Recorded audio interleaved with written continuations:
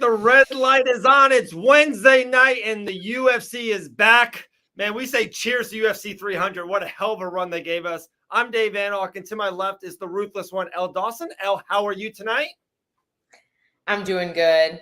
This card isn't quite UFC 300, but we got to give you guys our picks. It's Wednesday night. We have to do it. All right, let's just talk about that. Let's just kind of riff on something real quick, Elle.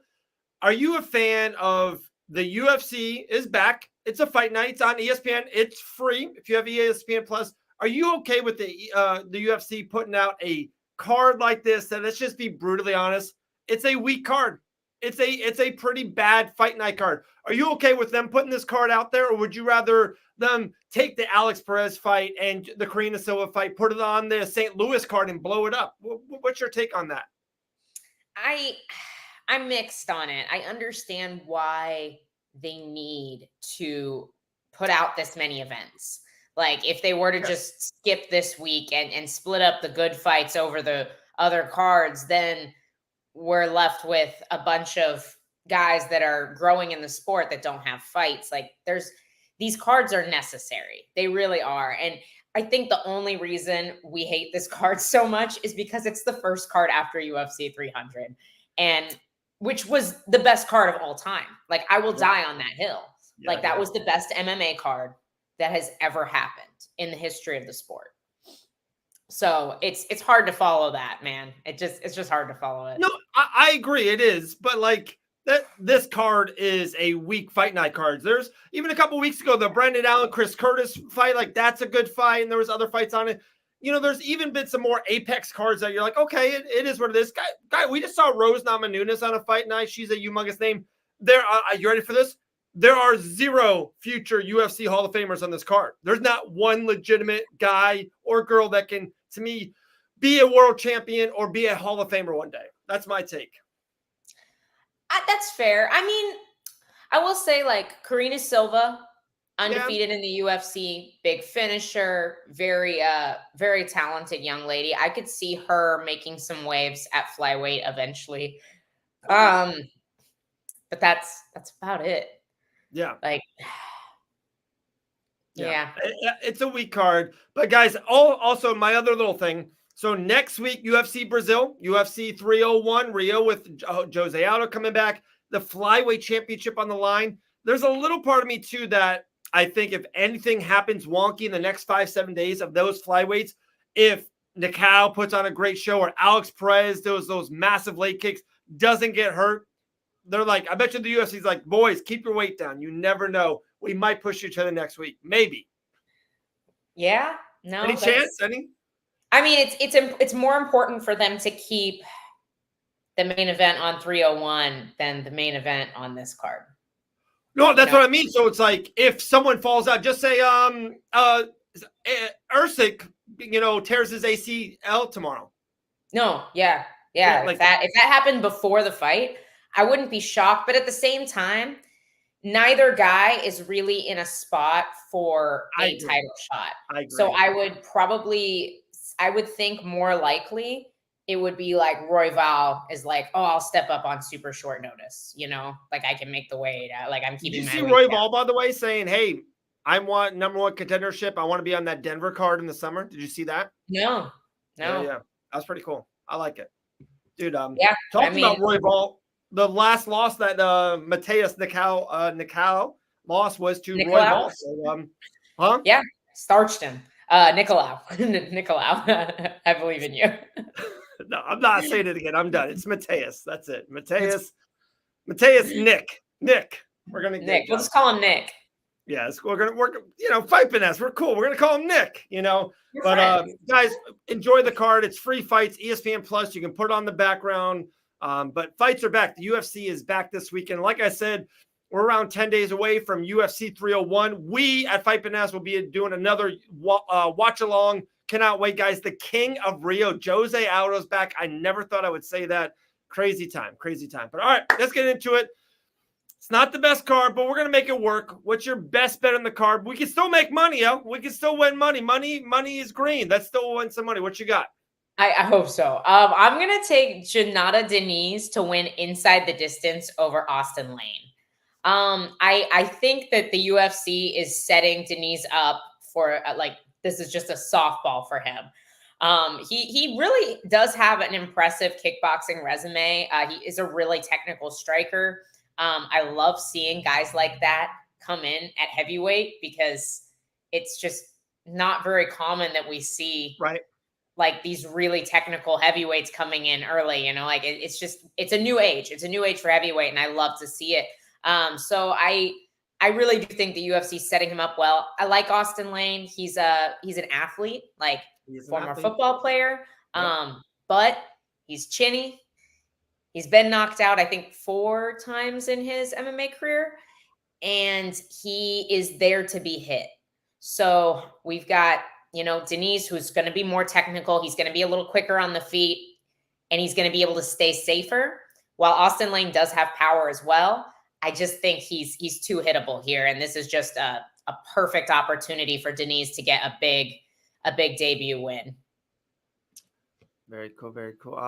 At the Celtics game, very disappointed, but still stopping by. My man, Sean, appreciate the love. I haven't even seen the score. I was just at baseball pitching machine with my son. So there we go. Let's go. Let's go, Josh. All right. So funny story, Miss L. Dawson. I think you'll like this. This whole Fight Bananas run started 5, 6, 7 years ago, whenever it was. I can almost give you the date. This is very close to the date. Island Fights 50. The date was June 12th of 2018. I was at that event. It was literally the second time Dean Toole and Dave Van Auken ever met. Second time ever. Austin Lane was on that card. He was in the co-main event, a heavy favorite against a guy named Frank Tate. Huge, massive of a man. Not very skilled. He went to Bare Knuckle FC, did some things. Just a very massive striker. Frank Tate knocked out Austin Lane into the next universe. Like, that was the beginning of the end. Like, Austin Lane was going to be like on Contender Series, all that stuff. Not good. Love the crew with you. Oh, I'm sorry. I'm reading that. Didn't put it on the screen. My bad. Now. Not good. Love the crew. Love Ella's great matchmaking. Love to you, Dave, too. Thanks, Sean.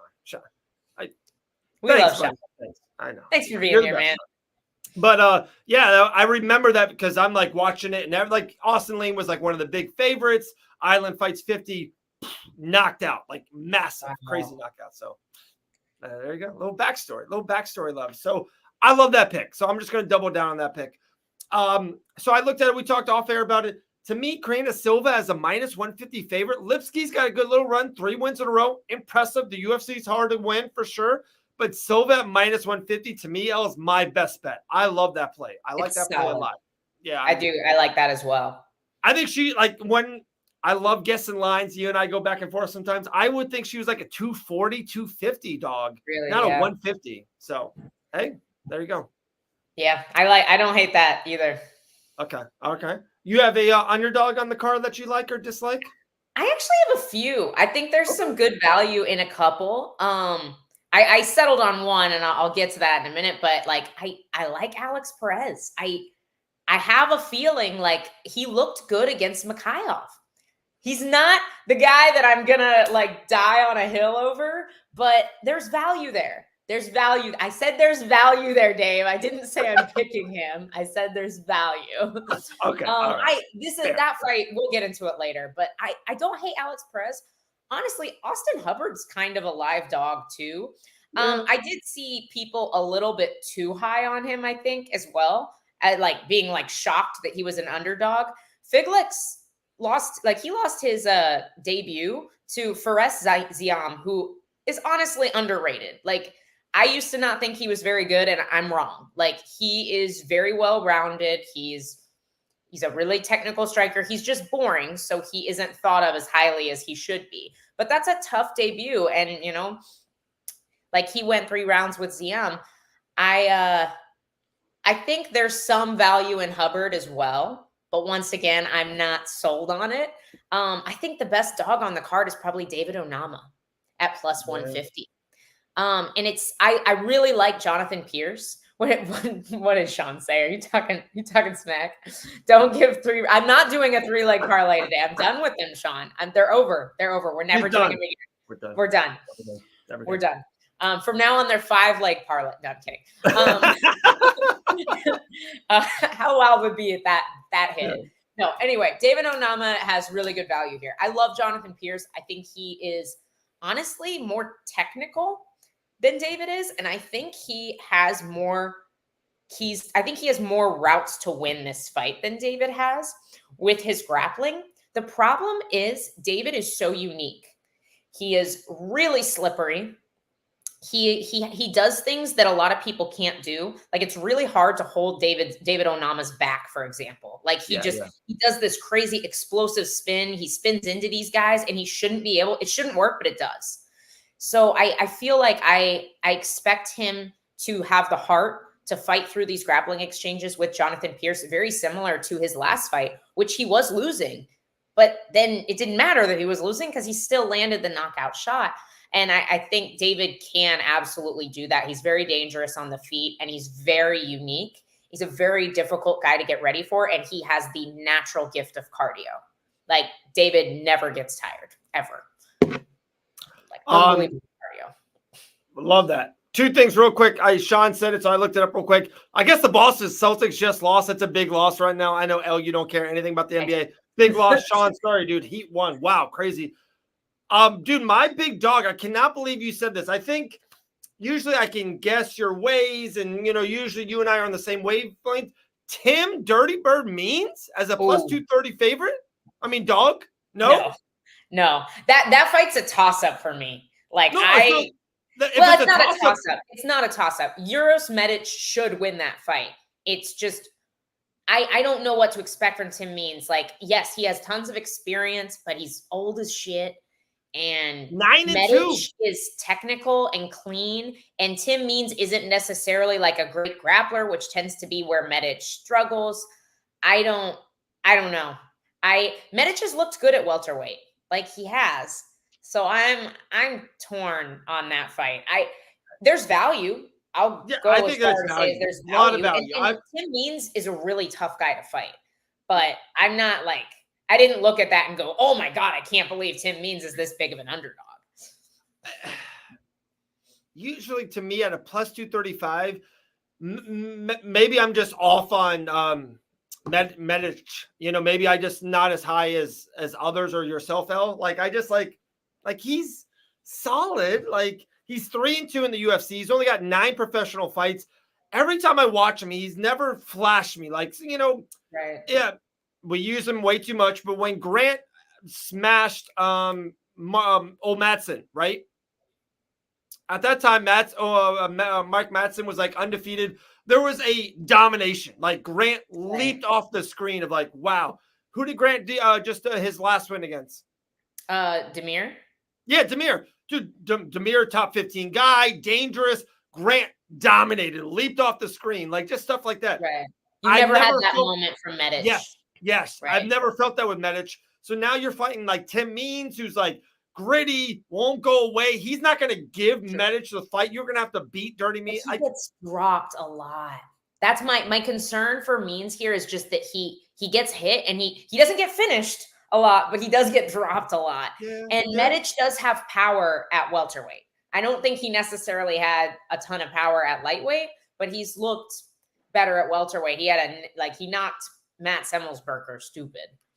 All right, so I got a phone one for you. I have a fun bet for you, my dear friend. Right. Even Means is a higher underdog than Perez, but how about I'll take Means and Mateus. You get Perez and Medic. If we split, no banana. If one guy gets 2 wins and the other guy gets 2 wins, it's a banana. Damn. Think about it. Okay. You have to win both. Deal? You have to win both? All right, double banana bet. Let's go. I don't love this. Guys, if you're betting money on this, just know that I don't love these picks. These are not what I would bet my money on, but I will bet the banana hat on this. Okay. And if we split, no bananas. That's it, Okay. I like it. That was fun. All right. I just want to add the disclaimer, not putting my stamp of approval on that. Don't put real money on this. Look at this. skills. Elle is such a weapon on her analyst skills. She's the best, dude. The best in the game. All right. So we did best bet. We did underdog. You have a little 2-fight parlay out. What do you want to do? You want to do a little Sure. 2-1? Sure, let's do a 2-fight parlay. Okay. No, let's do the 3. Start with the best bet. Start with Janata Denise because I really do think that's solid. And then I like Austin Hubbard and Michael Figleck to go the distance, which I believe was minus 180 last time I checked. Good line. Good parlay piece. Neither guy's big finishers. I was honestly kind of surprised to see the line that low. I honestly don't mind Hubbard if you guys are feeling froggy, but I'm not sure that he's necessarily UFC caliber anymore. Figleck was the Cage Warriors champ. He does not have a padded record. Like he beats solid guys. If you look back at his record when he was fighting the lower level guys, he did have a lot of finishes, but as he got to these more experienced fighters in Cage Warriors, he was pretty much all decisions. So that's why I really, really like the to go the distance. Hubbard's tough. He's gritty. There's going to be a lot of time chewed up against the fence. Hubbard might get a takedown or two. I think that Figleck's loss to Ziam has aged well. For us, Ziam has looked good since then. Like, there's no shame in that debut loss there. Like, he's durable. Yeah. He showed that he was durable there. So I like that to go the distance.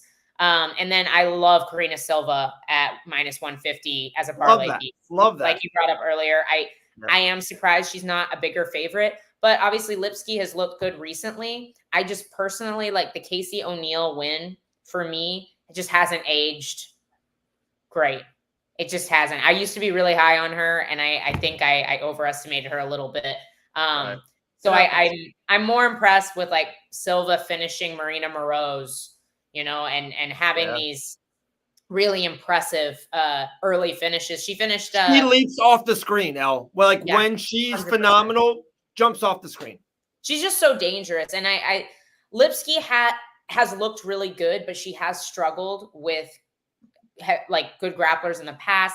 The loss to Priscilla Cachoeira hasn't aged great. And I think Karina Silva, she's not necessarily similar to Priscilla. Priscilla obviously is a huge gasser with a ton of power, but Silva has a similar style in that she is very physical and she comes forward. She has heavy hands, which I love. When you're a good grappler with heavy hands and a lot of forward pressure, like, you use the danger of your punches to set up your grappling. So if she can get Lipsky to the cage, I really do think that she'll be able to get it done. I'm not taking the finish personally. Lipsky's tough. She's durable. So I'm going to just take the money line on her as the parlay piece. So 3 legs, I'll do it. We'll go. There you go. I'm conservative this week. I said that last time and it still didn't hit. I was 1 second away from being right about the BMF. KG and Holloway. But I was wrong about Pereira, though. I thought that was going to go over 1.5 rounds, and it wasn't even close. So it wouldn't have mattered. Isn't that the best thing ever to be wrong on, that 1 second knockout with yes, KG? The greatest. The shock. Am I crazy for thinking that Ilia Topuria looked a little shook in the audience after that? You ready? I got some inside scoop. Are you really ready for this? Yeah. I threw a birdie, right? But this is how stuff happens in the fight game. He wasn't shook. He was high off of his mind. Just say there was illegal drugs involved. And, let's just say he was in another universe, okay? What? Yeah. All right. So you heard it here first. This is. I'm telling you, I know it's not so. I thought the same thing, Al. I'm like, dude, he looked terrified. He was I was like, oh my God, Ilia is scared of Max. No, he was just high off of his rocker. Fair enough. Okay. Sometimes we know things. Sometimes that's prime journalism right here, guys. You won't get that anywhere else. I know, nowhere else. Hey, sometimes the main event of UFC 302 before people. It is what it is. Oh man. Real quick, fun game. Hopefully you didn't look at it. What do you think the betting line is on Dustin versus Islam at UFC 302? Oh, I have not looked at it. Good. So I want your honest opinion guess. Is it like shockingly wide? Give me a hint. I'll give you a hint because I love you. It's shockingly. I looked at it, I was like, It's yeah, my mouth disrespectful. dropped. Huh? Like it's disrespectful. Yes. Yes. Plus 800 for Dustin. No. That's crazy. That's like Not Bo that Nickel. disrespectful. Okay. That's Bo Nickel. Islam is a minus 500 betting favorite. Wow. Like he wasn't that way against Volkanovski. Yeah. So and here's my thing: if Volkanovski fights Dustin Poirier, and people might think I'm off my rocker, Dustin is going to win that fight 7 out of 10. The bigger, better striker. Yeah. My that's kind of wild. That's wild. I shot way over because you told me it was shocking. But what is Dustin? Is he plus like 350, 400? Plus 350 right on the dot. Sean. Shrooms are acid. Honestly, Bernie told me he was just high. I'm not super shocked. I think it's a little disrespectful to Dustin. It's disrespectful because he is such a dangerous fighter, but I'm not shocked with how dominant Islam has been, and the fact that before the Saint-Denis fight, none of us were really thinking about Dustin being like right there for a title shot. So I can see it from the odds makers' perspective of like, oh, like one fight ago, we weren't even talking about him getting the next title shot, and now he's here. And like he didn't beat one of the top 5 guys. He fought Benoit Saint-Denis, which he starched him. And he's absolutely earned the title shot, but I can see it from the odds makers' perspective, that it should be a super wide line, but that's pretty damn good value to bet on Dustin. And I bet you the line will get a little wider. Absolutely. What do you think the line is for Pantoja versus Steve Ercik? Plus 280, Steve Ercik, minus 210, Pantoja. What would be the opposite? It would be minus 310 if you think he was plus 280. Oh, sorry. Minus 310. Sorry. Right. So Pantoja minus 255, Erwick plus 205. To me, that's like, I think Pantoja, maybe this is just some bias here. Pantoja is has a better chance of beating Ercik than Islam to Dustin. And look at those odds. It's half. Like, that's crazy. That's wild. Yeah, wow. That's wild. Less than I think Ercik got a good chance. No, Sean, come on. No, that's next week. Next week. We'll save it for next week. I'm sorry. All right, let's talk about the main event. We kind of went back and forth. We got Mateus versus Alex Perez, a flyweight matchup. Mateus is 7-2 in the UFC. Guys, if you check out Alex's Perez on Tapology, it's hard to see a record. It's a lot of C's because of cancellations. It's like CCC win, CCC loss. It's pretty wild. But Elle, break it down for us. What do you think about this main event? Alex Perez was like the guy for a minute there. Before he lost to Figueiredo, I really was like, I was super high on him. A lot of people were. I know he's had so many cancellations, and it was disappointing to see because I've been like waiting to watch him fight again because I was so high on him for so long. He looked good against Nicolau. He did. And I think Nicolau. Real quick. Do you think Mikhaev might be a tad overrated? Just a tad? A pinch? No. I just don't think he's ready for the spots that they're putting him in. He's super young. Great point. Like he's so young and he lacks the experience is honestly what I think it is. Really good point. I think he's very good. He's very good. I was on the same, like kind of on the same side of that coin. And then I saw him, I don't remember the name of the guy, but he was in that deep knee bar and like fought out of it, finished the guy. I gained a lot of respect for him there. Good point. I think he's really talented. I just don't think he was necessarily ready. It was a big step up. Alex Perez is a guy that is underrated just because he's been so inactive. But if you go back and look, like I saw people talking about how like, oh, Nicolau is going to sub him. He has all these subs, which he doesn't. He has one sub in the UFC, by the way. Like, I'm not like regional submissions don't count. Like, don't use that as like a betting protocol. He has one sub in the UFC, I'm pretty sure. And then, dude, Perez has only been submitted in the UFC because we don't count regional submissions. Figueiredo, and Pantoja. Literally the two best guys in the division. The two best flyweights in the last 7 years. 100%. Yeah. Two best guys in the world are the only guys to sub Alex Perez. And if we go through the other guys he's fought that he's beaten, like Jordan Espinoza, fantastic wrestler. De La Rosa, fantastic jiu-jitsu guy. Like, he's fought some high-level grapplers and done very well. And so it's that side of it I don't quite understand. To me, Nicolau is also dangerous on the feet, but he's not been finishing a ton of people lately. Like, he has a lot of decisions, and he is dangerous, and I think he can do damage, but like Perez doesn't get finished often. Like, he's not getting put away by people other than literally the two best guys. Like, you don't see Perez getting dropped or taking a ton of damage. He's high volume. He doesn't get tired. He doesn't go away. And he's very defensively sound on the feet, and he's very well rounded. So I just think he's being counted out here. It's not that I'm I'm 100% on Alex Perez. I'm siding with the value because I think this fight could be a coin toss.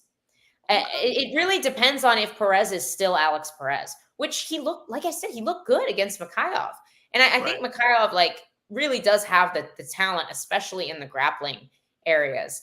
So I just think there's value. I'm not like 100% out on Alex Perez, but this is a fight where I probably wouldn't bet the favorite. Okay. No, I do feel you. Like, a straight up bet on Mateus probably doesn't make sense. I know you maybe were just looking into him. You might know it really quick. How old is Alex Perez? Is he 32? Yes, absolutely nailed it. 32. For some reason, he feels like he's been just around a while. Right. And kind of like he was even a veteran, a young veteran. Like, I would have guessed 36. Like, I would have guessed 36. I'm thinking he's not old, and he doesn't have that many miles on him because he's literally fought twice in 2 years. Like, he's fought 3 times since the start of COVID. That's it. But he's been in 19 training camps. I know. Poor guy. Like, to me, it's like he's kind of a wild card to me. I still think he's really good because otherwise he would have gotten demolished by Mikhailov, and he didn't. True. Like, it was a super close fight, and I think some people thought Perez might have won.